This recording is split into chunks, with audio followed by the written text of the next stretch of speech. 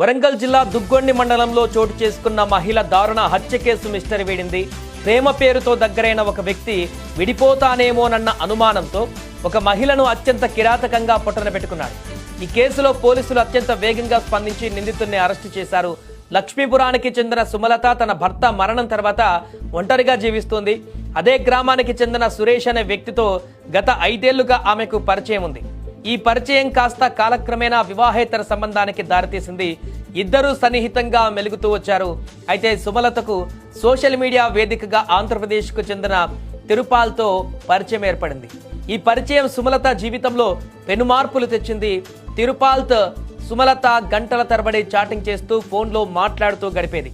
దీనివల్ల సురేష్ను ఆమె పూర్తిగా పక్కన పెట్టేసింది. సురేష్ ఎన్నిసార్లు ప్రయత్నించినా ఆమె స్పందించలేదు. దీనిని అవమానంగా భావించిన సురేష్ ఆమెపై కక్ష పెంచుకున్నాడు. ఎలాగైనా ఆమెను అంతమొందించాలని పథకం వేశాడు. ఇక ఇదే అదనుగా అనుకున్న ప్లాన్ని అమలు చేశాడు. ప్రణాళికలో భాగంగా వెళ్తున్నట్లు సుమలతను నమ్మించాడు. ఆమె తన పిల్లలను ఇంట్లో వదిలి సురేష్తో బయలుదేరింది. అంతకుముందే సురేష్ కాశీబుగ్గలో ఒక పదునైనటువంటి కత్తిని కొనుగోలు చేసి సిద్ధంగా ఉంచుకున్నాడు.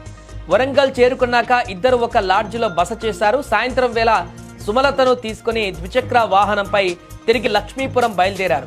మార్గ మధ్యలో గ్రామ శివారులోని ఎస్ఆర్ఎస్పి కాలువ వద్ద సురేష్ బండిని ఆపాడు.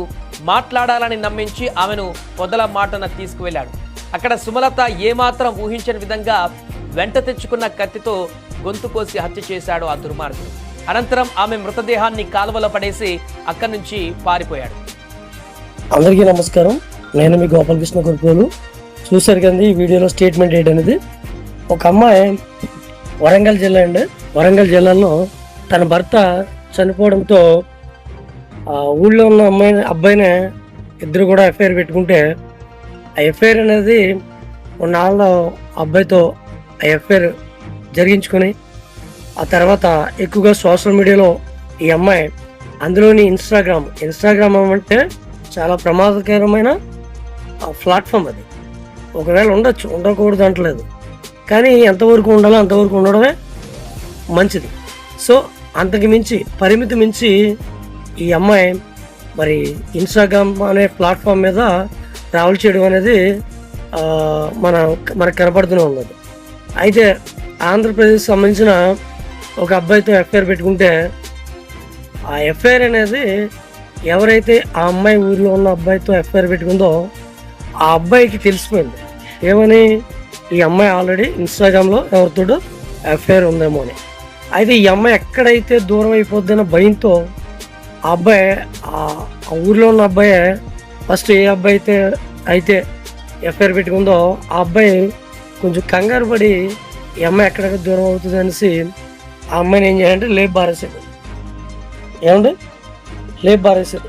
నేనేమంటున్నానంటే ఈ రోజున భర్త లేడని కొంతమంది అమ్మాయిలు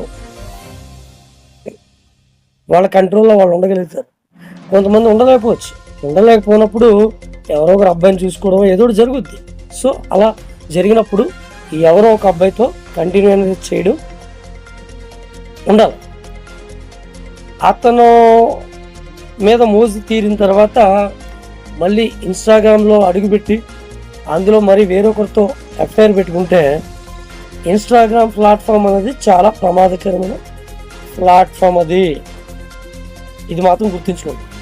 ఎందుకంటే ఖచ్చితంగా ఇన్స్టాగ్రామ్లో అబ్బాయిలే కాదు, కొంతమంది అమ్మాయిలే కాదు, ఎక్కువగా అబ్బాయిలు, తక్కువగా అమ్మాయిలు ఎలా ఉన్నారంటే ఎక్కడ అమ్మాయి దొరుకుతుంది, ఎక్కడ అబ్బాయి దొరుకుతుంది, ఎవరిని మనం బుట్టలో వేయకుండా ఉంటాం.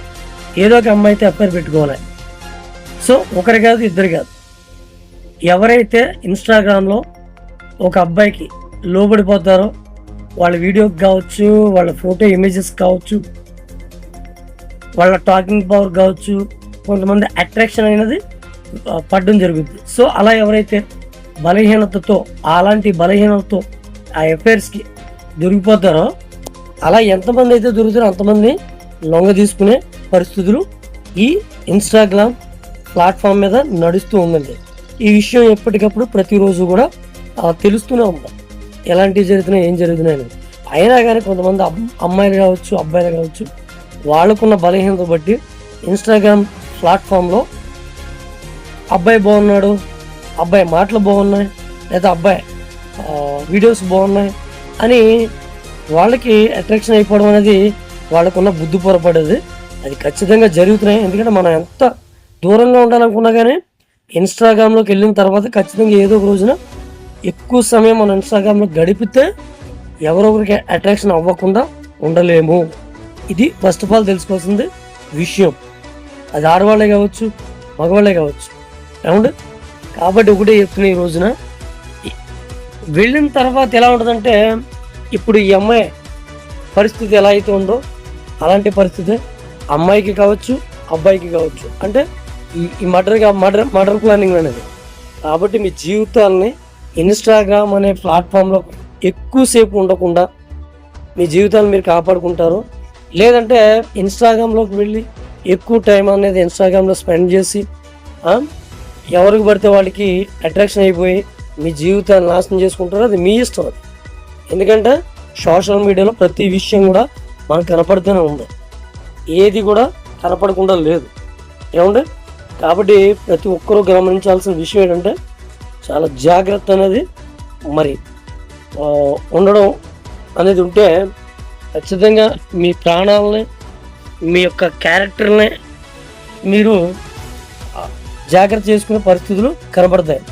లేదంటే మీ గౌరవం పోద్ది, మీ క్యారెక్టర్ మీద మచ్చ పడుద్ది, మీ జీవితం కూడా ఎందుకు పనికిరాకుండా పోవడం జరుగుతుంది. కాబట్టి ఒకటి చెప్తాను, ఆడవాళ్ళకైనా మగవాళ్ళకైనా నాలాంటి వాళ్ళందరూ దయచేసి ఇన్స్టాగ్రామ్ ప్లాట్ఫామ్ అనే వేదికపై ఎంతవరకు ఉండాలో అంతవరకు ఉండి మీరు జాగ్రత్త తీసుకోకపోతే మీకే నష్టం.